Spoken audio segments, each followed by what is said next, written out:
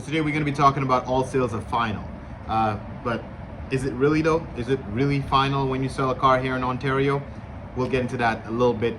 But before we do that, I just have to let you know, appreciate you. You guys have been hitting that subscribe button recently and all those like buttons and stuff. You've been doing whatever you need to do to help the channel grow, and I appreciate it. Just quickly on the back end, it says YouTube shows that within 48 hours, anywhere from 800 to 900 people are watching our videos, all the different videos we have on the channel, which is kind of awesome to see. But only 23% of you guys who are watching are actually subscribers, and we're so close to that 900 mark here.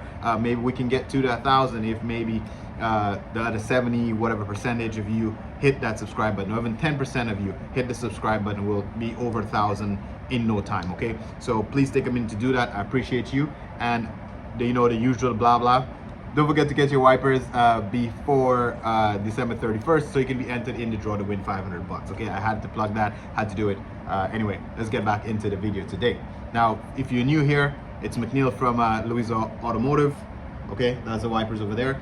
And we're going to be talking about all sales are final. Now, this video is specifically for Ontario dealers, or if Ontario consumers looking, then you can understand your rights as well. Now, in Canada and specifically Ontario, we do not have cooling off periods. We do not have any type of lemon laws and all that kind of stuff. And even if in the States there is lemon laws, keep in mind that lemon laws are for brand new cars, not used cars, and we're in the used cars business here.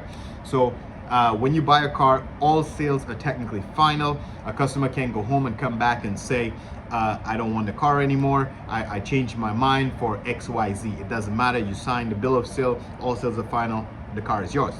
However, there is a lot of,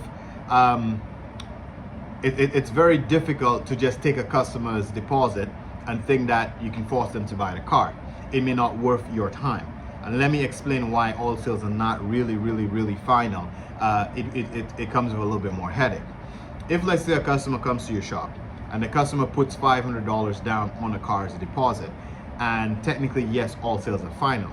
So let's say the customer calls you back a day later and say, for whatever reason, doesn't matter the reason, they choose to cancel the deal. They say, I want out of the deal.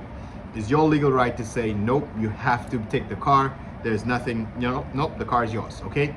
Now, when you do that, OMVIC says if you try to take that customer deposit to say, well, they canceled the deal, I'm going to take the deposit, you have to prove that the amount of the deposit that the customer gave you, you have to prove losses that the customer caused you to justify keeping the deposit. In other words, keeping the deposit cannot be a punishment for, screw you, you didn't take the car, you wasted my time, I'm taking your money. Nothing like that. For example, I'll give you an example.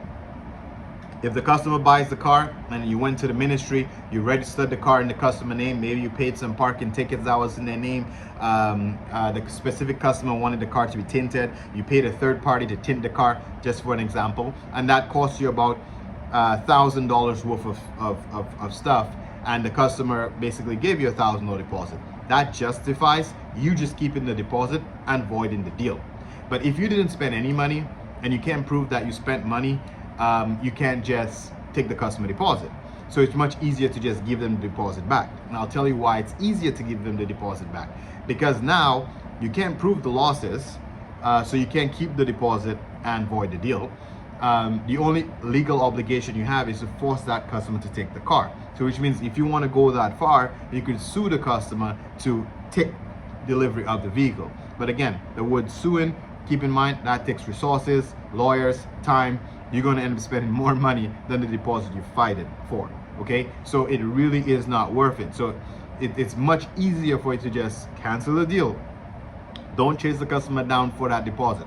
Just give them the money back, cancel the deal, and move on to the next deal. The more time you take trying to force that customer to take the car, the energy it takes off of you to try to make sure you close that car deal that the customer doesn't want the car anyway, it's really not worth your time, because it's going to distract you from other deals where you could actually make money. Okay, it's going to put you in a bad energy. It's just not worth your time. So the best way to deal with that situation is give the money back. And that's why I'm saying all sales are technically not final.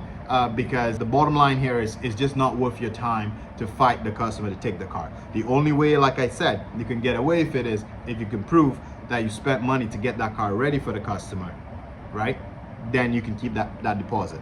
And keep in mind, even if you win, you still lose. Because if you win and you force the customer to take the car, you threaten the customer with lawsuits and whatever the case may be to take the car, you have an unhappy customer now. Nobody wants that.